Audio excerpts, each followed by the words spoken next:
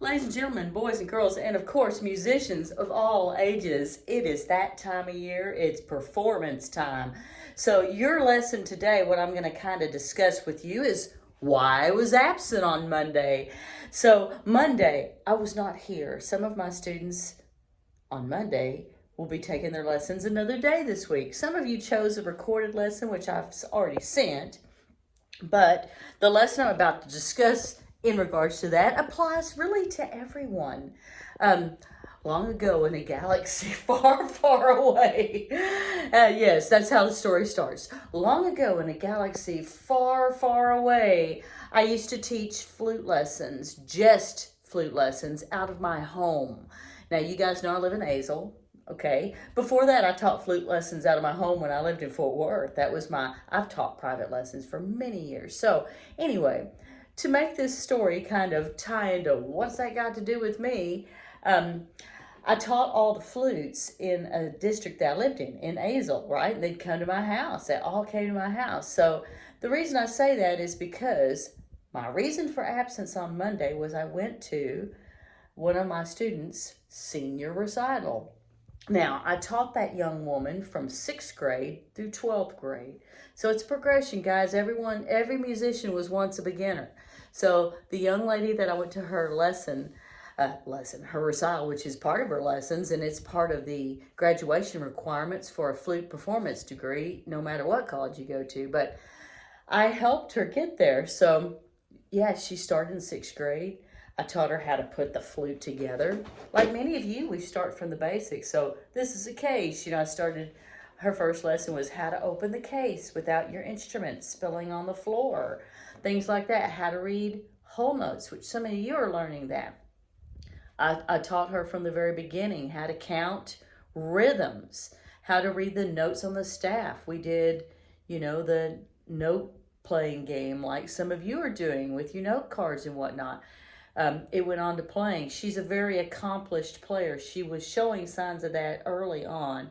And by the time I got her, teaching her from 6th grade, by the time she got to middle school, the next year, 7th grade, 8th grade, she was playing very difficult literature, already high school level, and making what they call the select all region band, all region. So by the time she got to high school, she was still taking lessons from me.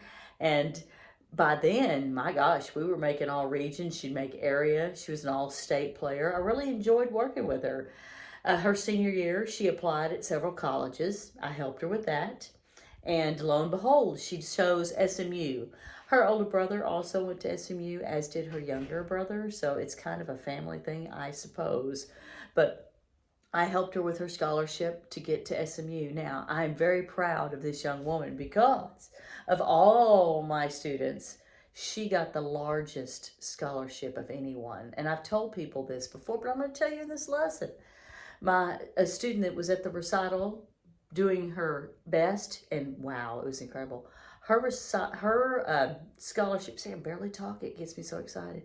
Her scholarship is well over $100,000. That's a lot of money. That's a lot of money. Not even counting grants that she may have applied for, that she qualified for and whatnot. Her scholarship alone, people, is a lot. I think it was actually like around 125,000 by the time everything was said and done. Hey, I've told you my journey. I went to TCU, similar situation on a scholarship. Mine was combined with financial aid because I qualified for that. I'm not sure if she qualified for that or not. I think she did because she did not grow up in the hotsy-totsy part of Azle, Texas. Yeah, she's just hardworking people like I am. So yes, I'm really proud of her in so many ways. So I'll send some pictures of the recital with this lesson. The moral of the story is was always a student who worked hard, stayed humble, and listened.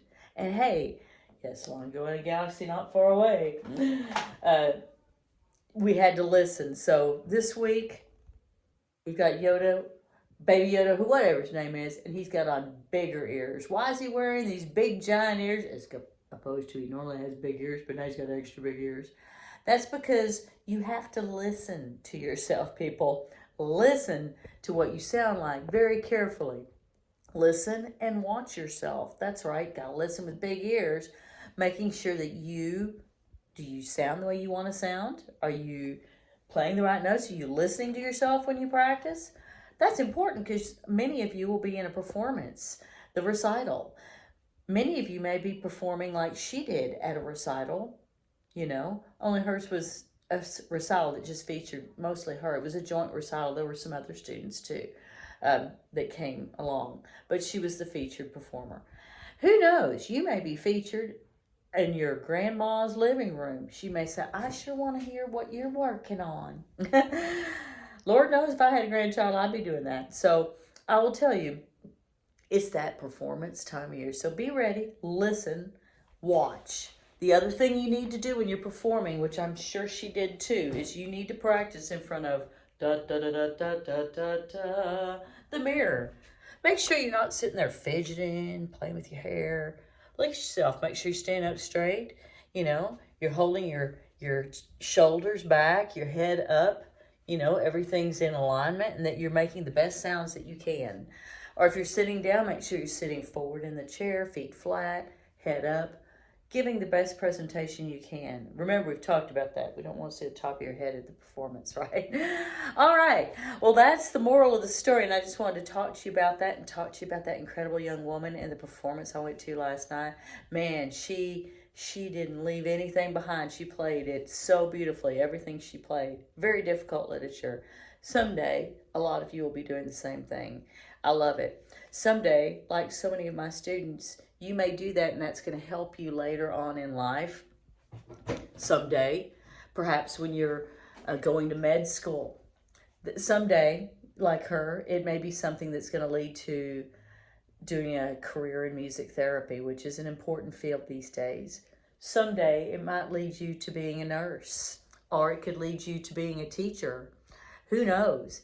Who knows where your journey is going to take you? Maybe you'll be the best realtor anywhere because you learn how to communicate with people because of music, and you get your confidence through music, and you get your brain power through music. So just remember that.